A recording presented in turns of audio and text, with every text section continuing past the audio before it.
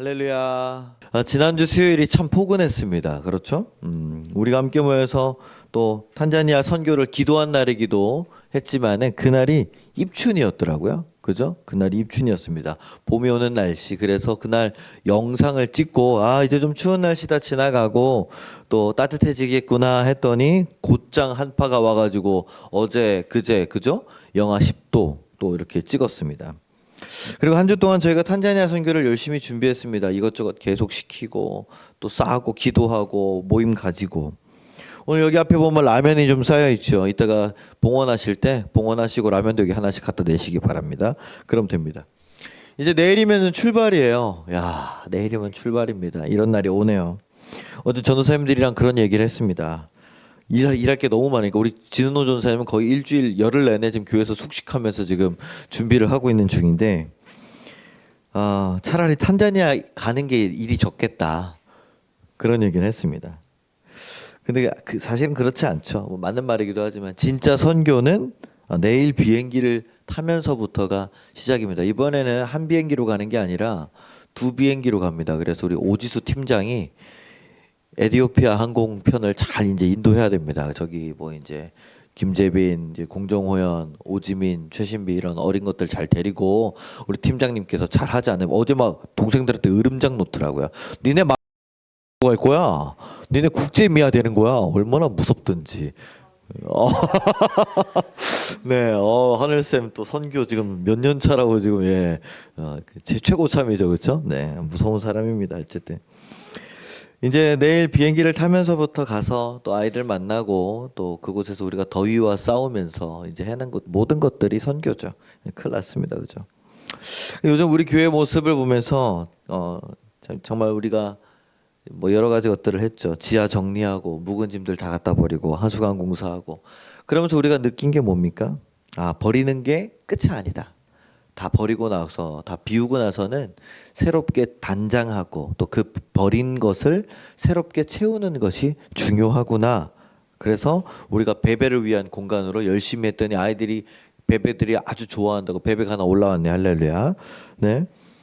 이제 탄자니아 짐들도 다 빠지고 나면은 그곳에 이제 청년들을 위한 공간으로 또 저희가 잘 준비해서 예쁘게 또 채울 것입니다. 헤브닝 카페는 종료되었지만은 하늘샘 공간으로서의 헤브닝은 새로운 시작을 앞두고 있죠. 지난주 우리가 홍해 앞에 선 이스라엘의 그 절박함을 함께 나눴습니다. 그렇죠? 그 동풍이 어떻게 불어왔다고요? 밤새도록. 그죠? 그것이 이제 히브리어로 멋있게 무슨 뜻이었죠? 콜 할라일라였습니다. 콜 할라일라. 우리 진은호 전사님이 너무 멋있다고 자기 무슨 게임 아이디를 콜 할라일라 이렇게 비웠다고 할라 이러고 있길래 뭐 이 쟤는 왜 저러나 이제 갈 때가 다 돼서 그러나 그런 생각을 했는데 어쨌든 밤새도록 불어오는 뜨거운 동풍 루아흐 바딤 그 뜨거운 동풍이 바다를 다 몰아내고 바다 밑에 젖었던 갯벌들을 다 어떻게 해요? 마른 땅으로 만들어서 죽음으로 여겨지던 그 바닷속으로 이스라엘 백성들이 한 걸음 내딛었던 그 결단이 홍해를 건너는 기적을 만든 줄로 믿습니다. 드디어 이제 이스라엘 백성들이 자유를 얻었죠. 자유를 얻어서 430년간의 이집트에서의 노예 생활을 드디어 다 청산했습니다. 종지부를 찍고 세상에서 가장 강력했던 그 파라오 황제의 소나기에서 벗어나서 이제는 하나님의 자녀, 하나님의 백성으로 살게 되었습니다.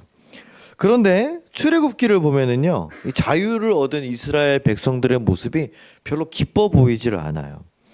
홍해를 건너자마자 바닷물이 다시 닫히면서 거기 안에 이집트 군대들이 병거들이 다 어떻게 됐습니까? 그대로 전멸당했죠. 그 모습을 보면서 이 이스라엘 백성들이 막 그 모세의 누나 미리암이 나와가지고 소고치고 장구치면서 여호와 하나님을 찬양하라 하는 게 출애굽기 15장의 한 장 내내거든요, 그게. 근데 그러자마자 16장부터 바로 이스라엘 자손들이 모세와 아론을 원망하는 장면이 또 나옵니다. 또 시작이에요, 또 시작. 출애굽기 66장 2절에서 3절 한번 읽어보겠습니다. 시작.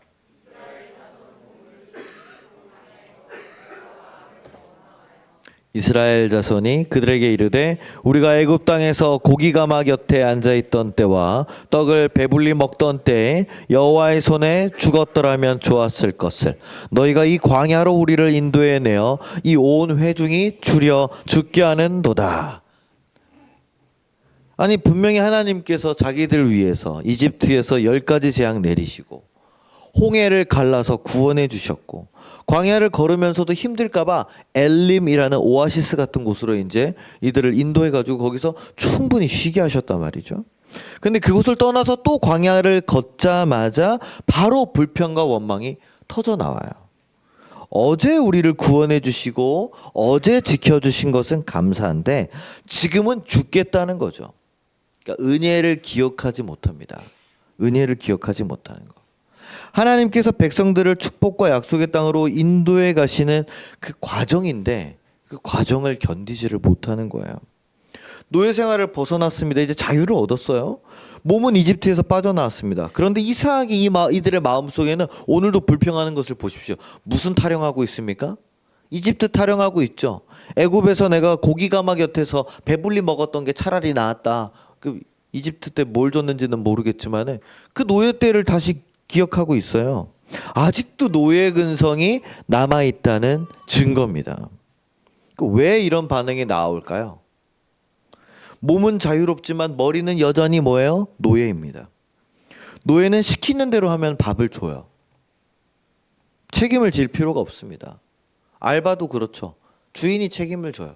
알바는 뭐 그냥 자기가 하다가 그릇 끼면 그것만 좀 내지 별로 책임이 없습니다. 자유인은 어떻습니까? 그런데 스스로 생각하고 스스로 책임지고 스스로 움직여야 됩니다. 하나님이 이제 이스라엘 백성들을 인도해 주셨다면 이제 그 사람들은 자기 스스로 그 광야길을 걸으면서 어느 정도 만나게 되는 어려움과 고난을 스스로 헤쳐나가야 되죠. 그리고 하나님의 말씀을 듣고 자신들을 인도해 주는 모세와 아론을 신뢰해야 됩니다. 근데 그 과정을 견디지 못하고 이해 못하는 거죠. 아니 홍해만 건너면 젖과 꿀이 흐르는 그 가나안 땅, 약속의 땅으로 곧장 들어갈 줄 알았는데 풀 한 폭이 없고 먹을 것도 없고 고기도 못 먹는 이 광야 땅을 걸으니 너무너무 힘든 거예요. 그래서 이 사람들은 광야의 불편함을 과정이 아니라 하나님께서 우리를 버리셨다는 버리심으로 오해를 한 겁니다. 근데 이 이스라엘 백성들의 불평은요 곧 우리들의 모습입니다.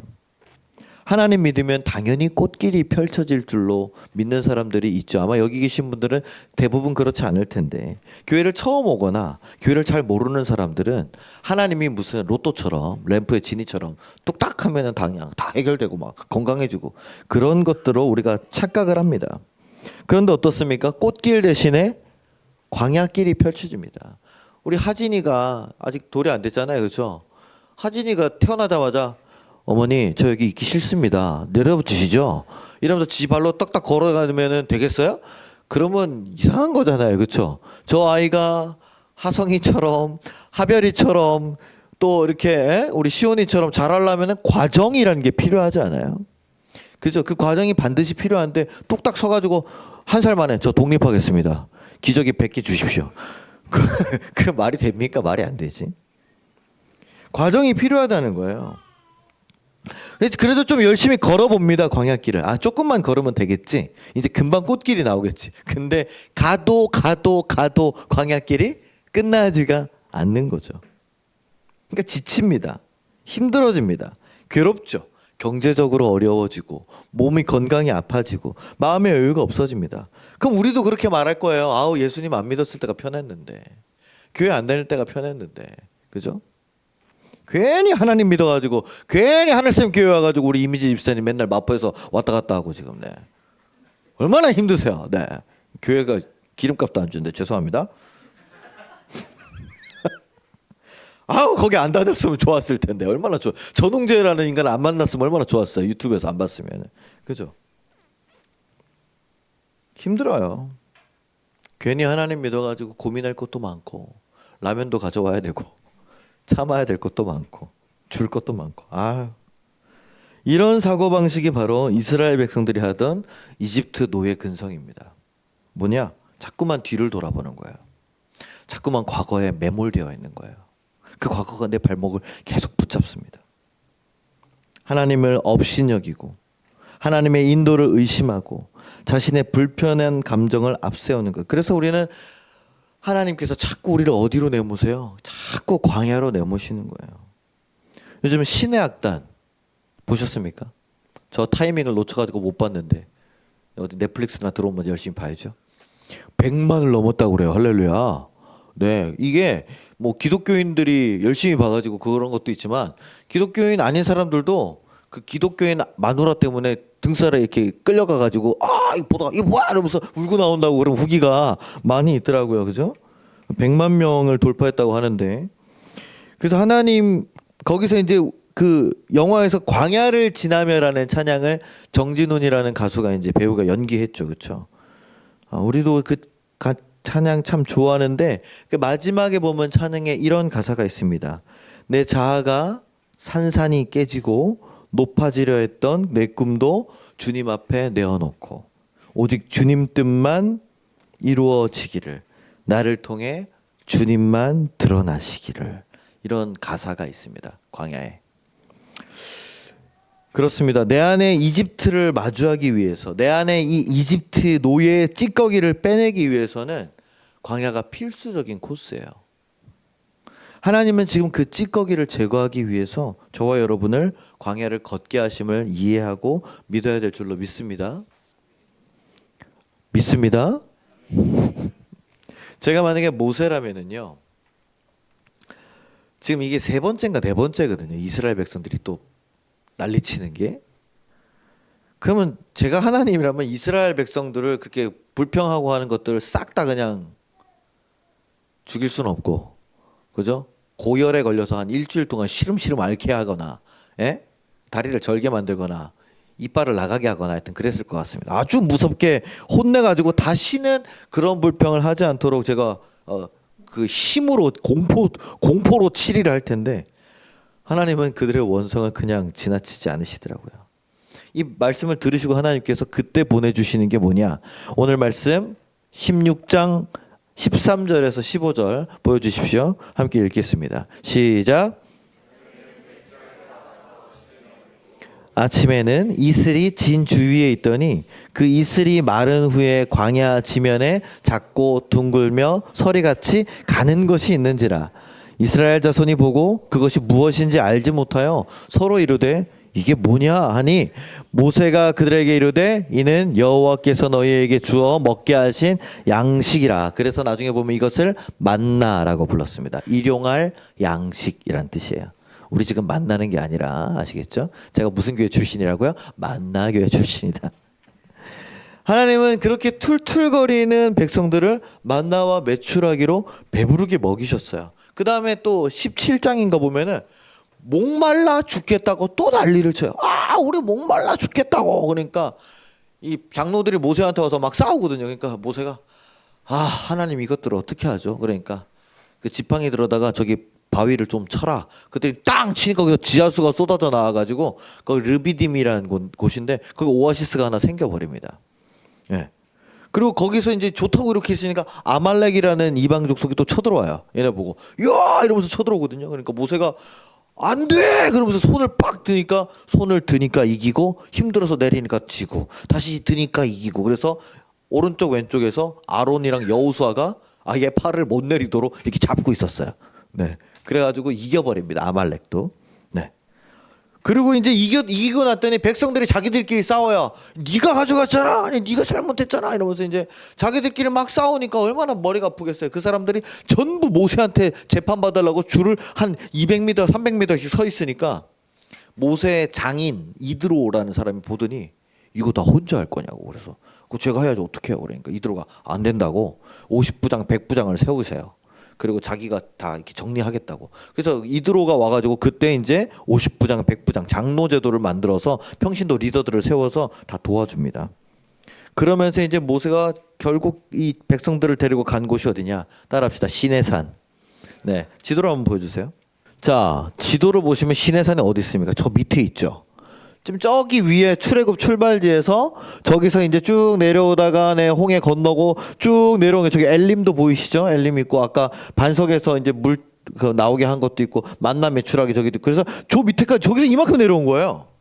저 위로 그냥 쭉 올라가면 되거든요. 바닷길로 따라가면 며칠 걸린다고요? 11일.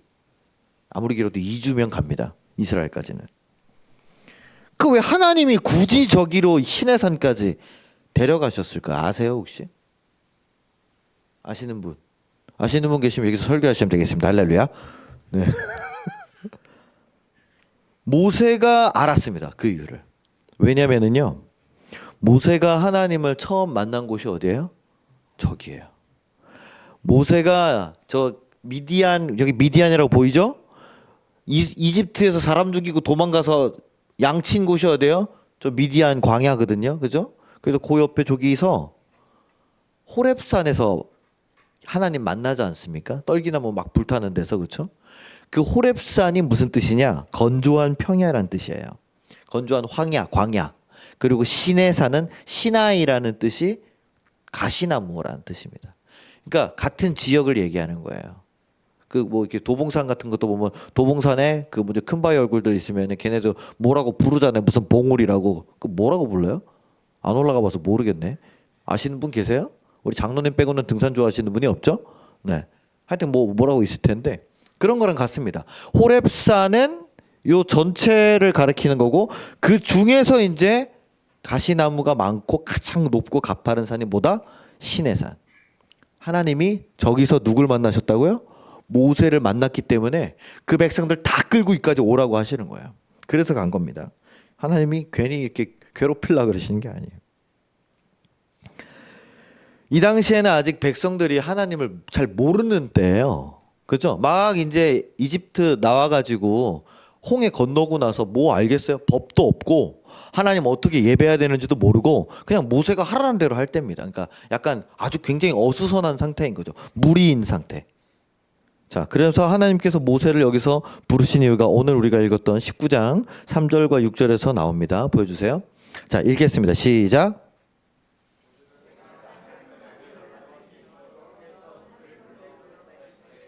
너는 이같이 야곱의 집에 말하고 내가 애굽 사람에게 어떻게 행하였음과 내가 어떻게 독수리 날개로 너희를 업어 내게로 인도하였음을 너희가 보았느니라.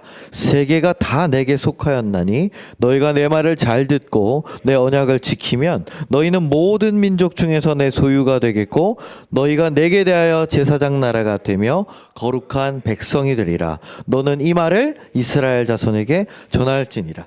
아멘. 그래서 바로 이 시내산에 이 모세가 올라갑니다.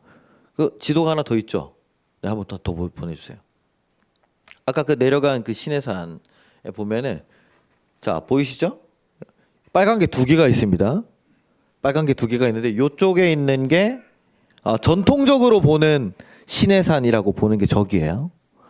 고고학자들과 성경학자들이 보는 게 저기예요. 어디라고 좌표가 안 찍혀 있어요. 진격의 거인처럼. 아시겠죠? 네, 그 애니메이션 아는 사람들은 좌표라는 게 나오는데 이 전통적 시내산이 여기입니다. 그래서 여기에서 보면은 그 카트리나 수도원이라고 여기다가 지어놨어요. 그래서 그 여기를 이제 전통적으로 인정합니다. 그런데 다시 아까 원래 산, 여기 보시면 다합이라고 보이시죠, 그죠? 홍해를 모세가 어느 홍해를 건넜냐에 대한 의견이 조금 갈라져요. 그래서 저 위에 수에즈 쪽이냐, 다합 쪽이냐. 그럼 다합 쪽을 건넜으면은 족이라는 거죠. 그래서 새로운 대안으로 보이는 게 저기 이제 요르단에 있는 자벨 로우즈라는 시내산입니다. 근데 저기는 못 올라가요. 왜냐하면 요르단이 막아놨습니다. 군사 요충지로 해서. 그래서 저기를 그 고고학자들이 빨리 탐험해 보고 싶은데 못하는 게 꼼짝 못하게 다 막아놨어요. 그래서 뭔가 있을 것이다. 요르단이 다 알고 있을 것이다. 뭐 이제 이런 음모론들도 있습니다. 재밌죠, 그렇죠? 저도 가보면 좋을 것 같은데. 어쨌든 저 산에 모세가 올라가서 40일을 있습니다. 40일 동안. 그러면서 하나님께서 아주 자세하게 본인을 어떻게 예배해야 되는지, 그 다음에 이 백성들의 지켜야 될 10계명이 바로 여기서 나오는 거예요. 시내산에서. 10계명 돌판에 써주시는 거 있죠. 그리고 하나님을 이때 이 백성들이 예배를 해야 되는데 교회가 없잖아요. 그래서 뭘 짓습니까? 텐트, 성막이라는 걸 짓습니다. 성막을 그래서 어디 가든 치고 하나님 예배드리고 뭐 이렇게 물을 어떻게 하고 불을 어떻게 하고 제사 드릴 때는 어떻게 하고 그런 것들을 이제 가르쳐 주세요. 아주 자세하게. 그리고 먹고 살아갈 만나와 매출하기로 육체 양식 주셨죠. 하나님을 예배하고 이웃들과 양심을 지키며 살아가야 되는 법을 여기서 주시는 겁니다. 40일 동안. 어떤 사람들은 이렇게 오해할 수 있습니다. 아니 기껏 노예에서 벗어나서 자유롭게 살라고 자유를 주셨는데 아니 또 무슨 십계명을 줘가지고 사람을 이렇게 힘들게 해요. 근데 정말 그렇습니까? 여러분 만약에 완전한 자유가 우리에게 주어진다면 어떤 일이 발생할 것 같으세요? 완전한 자유. 뭘 해도 자유예요. 그러면 이 자리에 우리가 이렇게 가만히 앉아서 예배드릴 사람이 어디 있어요? 그죠? 다 때리고 이제 다 가져가고 라면 다 가져가겠죠. 그렇죠? 네. 저만 없애면 되는 거 아니에요? 그럼 동호랑 진은호 전생 둘 중에 하나가 1등 하겠네요. 그죠? 예, 뭐 다 때려 죽이고 뭐, 예, 뭐, 그죠? 차 뭐 좋은 거 있으면 다 가져가고, 예, 그다음에 뭐, 남자고 여자고 그냥 자기가 취하고 싶은 사람 다 취하고,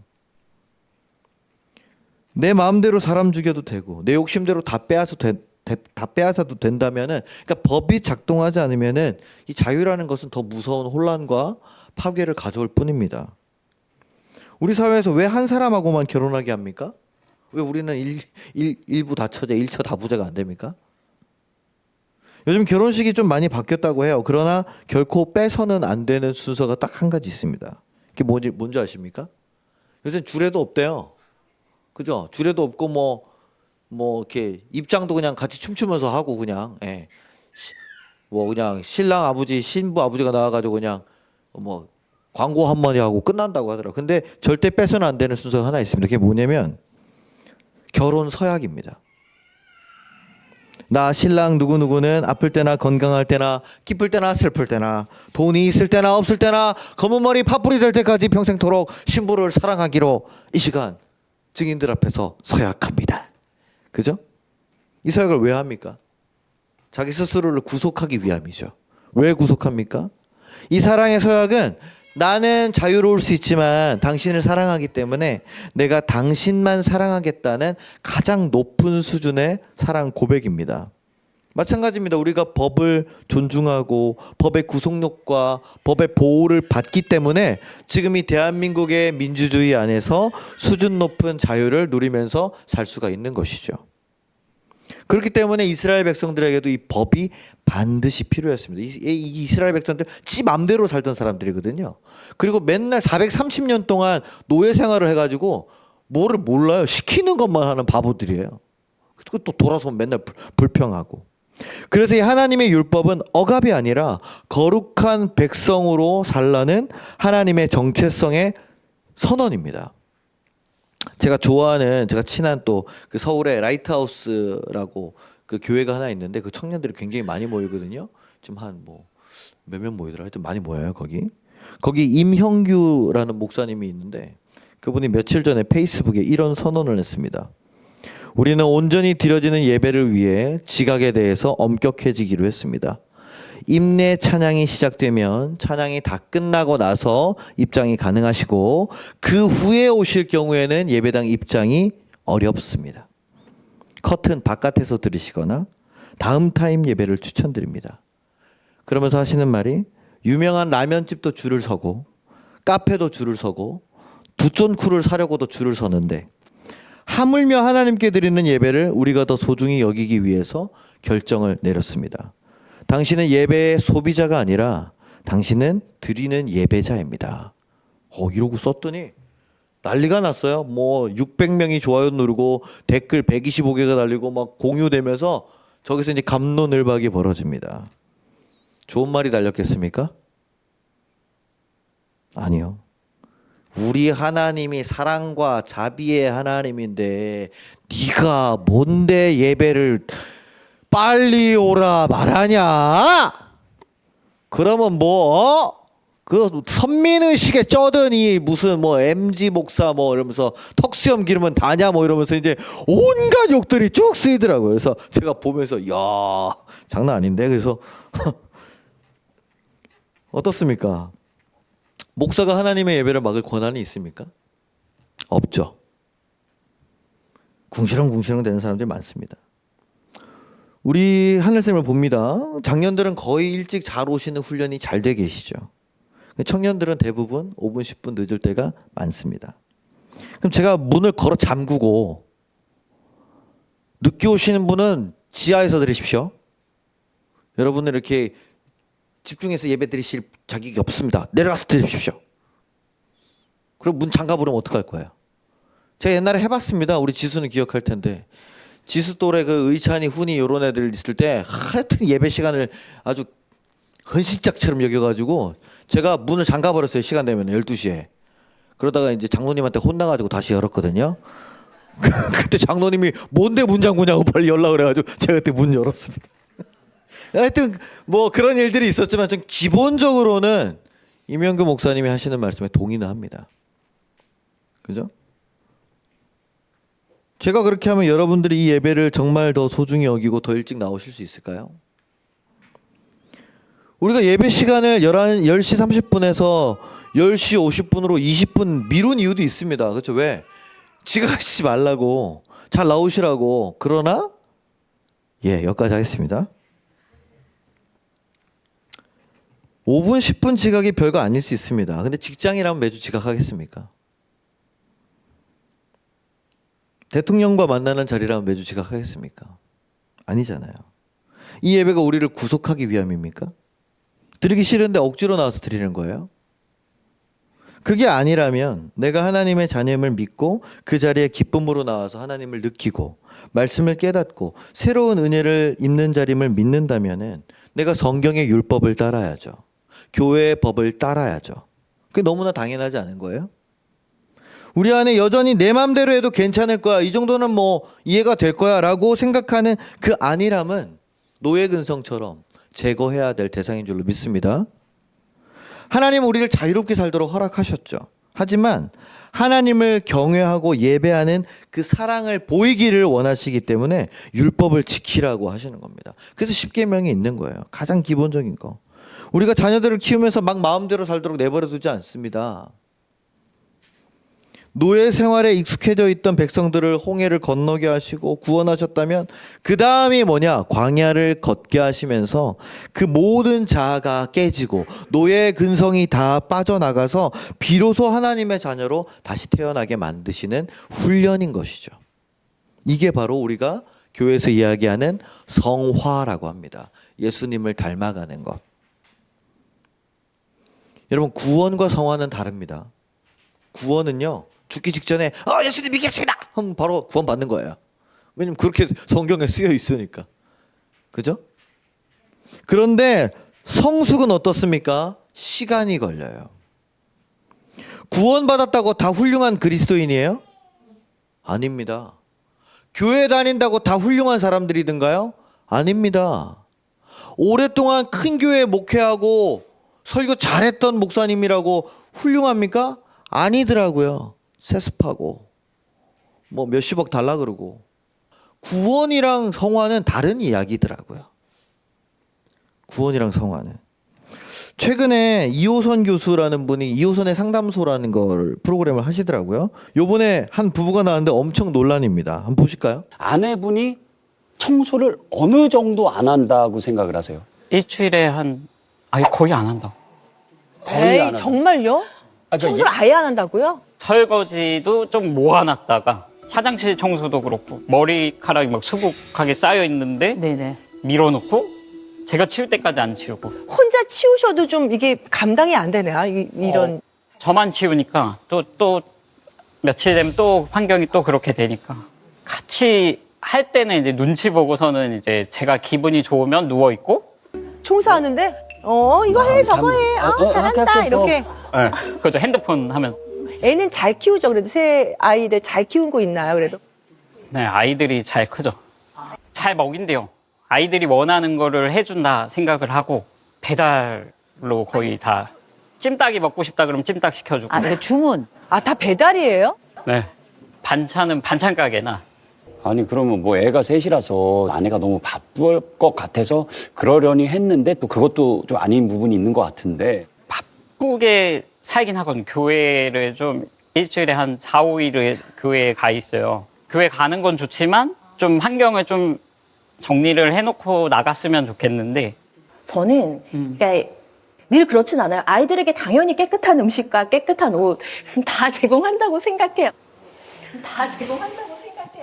그리고 집에서 살림을 안 해서 이제 밖에 외부에 가서는 또 굉장히 요리건 뭐건 열심히 너무 잘해가지고 사람들이 그거를 집에서 안 한다 그러면 안 믿을 정도로 너무 깨끗하게 너무 잘하는데라고 얘기가 안 믿을 정도로 교회 4에서 5일을 가서 산다. 예. 이 모습을 보고 이호선 교수가 아주 정색하고 틀렸습니다. 당장 집안 청소부터 하십시오. 그리고 엄청 혼내거든요. 여러분 이호선 교수도 아주 독실한 크리스천입니다. 이분 남편이 누군지 아세요? 잘잘법에 나오는 연세대 신학자 김학철 교수예요. 둘 다 얼마나 훌륭한 크리스천인데요, 그렇죠? 그러니까 무슨 얘기예요? 교회만 열심히 다닌다고 좋은 크리스천은 아니라는 거죠. 자기 삶에서 최선을 다해서 열심히 살고 가족들한테 인정받고 가족들을 사랑하고 그 다음에 교회를 열심히 해야 그게 좋은 거죠. 이스라엘 백성들이 광야를 괜히 걸은 게 아닙니다. 무려 40년을 걸었어요. 몇 년이요? 40년. 11일이면 갈 거리를 40년 동안 하나님이 뺑뺑 돌게 뺑뺑이를 시킵니다. 왜요? 그동안 누가 다 죽어요? 불평하고 원망하던 1세대, 광야 1세대, 애굽에서 나왔던 1세대들이 다 죽어요. 그죠? 심지어 모세도 못 들어갑니다. 아론도 못 들어갔습니다. 그죠? 그 정도로 하나님께서 이스라엘 안에 깊숙이 뿌리 박힌 그 노예의 근성, 남 탓하며 원망하는 습관, 하나님을 불신하는 모든 것들을 제거해야 했어요. 사랑하는 성도 여러분, 오늘 말씀의 핵심은 이것입니다. 함께 읽어보겠습니다. 내 안에 아직도 버리지 못한 노예 근성은 무엇인가? 우리가 홍해와 같은 어려움을 넘었다고 해서 끝이 아니에요. 고난은 사라지지 않습니다. 우리가 만나는 것은 광야예요. 하지만 하나님은 구원받고 끝이 아니라 오늘 말씀해 보면 너희를 왕 같은 제사장 나라로 만들겠다라고 하십니다. 단순히 구원받은 백성으로 끝나는 게 아니라 왕 같은 제사장이 되어서 나를 통해서 나의 가족들, 나의 사랑하는 사람들, 주변 사람들을 하나님께로 인도해오는 사람이 되기를 원하시는 거예요. 할렐루야. 그것이 내가 하나님의 영광을 드러내는 하나님의 백성으로 사는 정체성이라는 것이죠. 나의 불편함의 노예가 되는 것이 아니라 그 불편함을 하나님을 신뢰하는 선택으로 바꿔보면 좀 어떨까요? 제가 어제 창천교회 집회를 마지막으로 올 겨울 사역이 다 마무리됐습니다. 그러면서 제가 집회 다니면서 늘 하는 얘기는 뭐냐면 저희가 탄자니아 선교 갑니다. 우리 교회에서 자랐던 청소년들 또 청년들이 탄자니아를 갑니다. 1인당 뭐 350만 원, 400만 원씩 내면서 거기를 갑니다. 기도해 주십시오. 몇 명이 가요? 저 이번에 15명이 갑니다. 에이! 하고 놀라는 거예요. 몇 번째 가는 거야? 3번째 갑니다. 에이! 하고 놀라는 거예요. 어떻게 그런 일이 가능하냐고. 여러분 저를 불러주시는 교회는요. 다 하늘샘보다 큰 교회들이에요. 그렇죠? 다 큰 교회입니다. 어제 창천교회는 역사가 120년 된 교회예요. 세브란스 바로 앞에 있는 교회. 아주 유명한 교회입니다. 그렇게 큰 교회인데도 이런 일은 꿈도 못 꾼다는 거예요. 어떻게 그런 일이 가능하냐고. 정말 크고 대단한 일을 하신다고 어떻게든 도와주려고 하십니다. 여러분 그래서 어떤 일이라는 줄 아십니까? 저희가 후드티 제작할 때 그 제작비를 제가 어디서 갖고 왔다 그랬어요? 우리가 이스라엘 가려고 야금야금 모아놓은 적금을 이자 받아가지고 탔는데 제가 여러분들에게 허락받지 않고 그대로 올인해가지고 어디다 넣었어요? 후드티 만들자는데 제가 홀랑 넘어가가지고 이제 다 넣었다 그랬잖아요. 그게 1,700만 원입니다. 네. 이스라엘 가려고 모아놨던 적금에다가 100만 원 더 넣어가지고 보낸 거예요. 제가 여러분들한테 묻지 않고 먼저 결정한 일이어서 너무 부담감이 컸습니다. 지난 1, 2차 때는 우리가 몸만 가도 너무 힘들었는데 이번에는 이 1,700만 원 원금을 이거 회수하지 못하고 가면은 사모님한테 이제 죽는 거예요. 저는 대출 받아야 되거든요. 대출 받아서 1,000만 원 갖다 넣고 가야 되거든요, 제가. 그래서 사모님이 어떻게 할 거야? 그래서 제가 대답을 못 하니까 하고 갔어요. 가능할까? 못 채우면 어떡하지? 대출 받아서 채워야 되나? 만약에 이게 마이너스 나거나 못하면 제가 교인들 볼 면목이 없는데 그러면 교인 중에 날 고소하면 어떡하지? 횡령 배임으로. 죄송합니다. 그럼 제가 이제 뭐 목회 그만둬야 되는 거잖아요. 그렇죠? 네, 제가 공개적으로 말씀드리는 거예요. 횡령 배임한 거니까. 네. 괜히 한다고 했나? 뭘 믿고 했을까? 5만 가지 생각이 들더라고요. 그리고 집에 가서 파는데 잘 안 팔려요. 워낙 비싸. 7만 8천 원. 그러니까 아시는 권사님이 아니 티셔츠를 무슨 7만 8천 원짜리를 만들어가지고 18,000원이면 우리 애들 다 입히겠구만. 그러면서 엄청 저한테 뭐라고 그러고. 너무너무 힘들었습니다. 그런데 여러분 놀라운 일이 일어났습니다. 기적이 일어났어요. 하나님께서 사람들의 마음을 움직여 주셔서요. 원금이 회수가 됐습니다. 회수가 되고도 제가 목표로 생각했던 탄자니아 고등학교 건축 헌금을 500만 원을 모았어요. 너무 놀랍지 않아요? 저는 원금 회수만 돼도 우리 교회 재정 500만 원 빵꾸 난 거 데리고 가서 헌금해야겠다. 그럼 그건 여러분들이 이해해 주실 거라 생각하고 그냥 그러고 있었는데 그것도 채워주셨어요. 할렐루야. 야, 이게 가능한 일입니까? 제가 만약에 돈 때문에 벌벌 떨었다면은요, 탄자니아 선교 자체를 생각을 안 했을 거예요. 7만 8천 원짜리 후드티를 제작해가지고 고등학교 건축 헌금을 대겠다는 생각 자체를 안 했을 겁니다. 우리 로이로이 서울 그 대표님이 저한테 아주 자신 있게 얘기했는데 저는 이 양반이 왜 이렇게 자신이 가는지 불안했는데 너무너무 걱정했단 말이죠. 하나님께서 사람들을 감동시키시고 저의 모습을 보고 우리 선교팀의 모습을 보고요. 말도 안 되는 방법으로 선교헌금을 모아주시더라고요. 그뿐만 아닙니다. 우리 성도님들 중에서도 열심히 교회 다니는 모습을 보고 아이들이 용돈을 모아서 라면 값을 주고요. 또 친구가 우리 교회를 위해서 헌금한다고 해서 보내줬는데 엄청 큰 헌금을 보내줬어요. 만나교회 제자들이 연락해서 티를 막 몇 장씩 사가요. 여러분 지금 하나님이 일하시는 손길을 보고 계십니다. 할렐루야. 하나님이 일하시는 거예요. 돈 없이 시작했잖아요. 1,700만 원 하나님이 채워주셨습니다. 할렐루야. 거기다 500만 원까지 보너스로 얹어주셨습니다. 할렐루야. 제가 한 게 아니에요. 하나님이 일하십니다. 하나님이 열어가십니다. 이제 우리 스스로 아까 했던 질문을 다시 한번 해봅시다. 함께 다시 읽어보겠습니다. 시작. 내 안에 아직도 버리지 못한 노예 근성은 무엇인가? 여러분 여전히 돈이 나를 보호해 줄 것이라고 믿습니까? 요새 뭐 트럼프 한마디에 주식 시장이 요동치고, 네, 국내 뭐 주식도 요동치고, 코인이 뭐 1억 8천까지 비트코인 간다 그러더니 1억 밑으로 떨어졌다가, 뭐 어제는 뭐 코인 그 거래소에서 잘못해가지고 60만 원인가를 보내야 되는데 비트코인 60개를 보냈다고 잘못 보냈다고 그랬나? 하여튼 그래가지고 난리가 났습니다. 하여튼 돈이 안 보호해 주더라고요. 문제가 생기면 어떻습니까, 여러분? 하나님께 기도하기보다 내 능력을 믿고 나를 도와줄 사람을 먼저 찾으십니까? 아닙니다.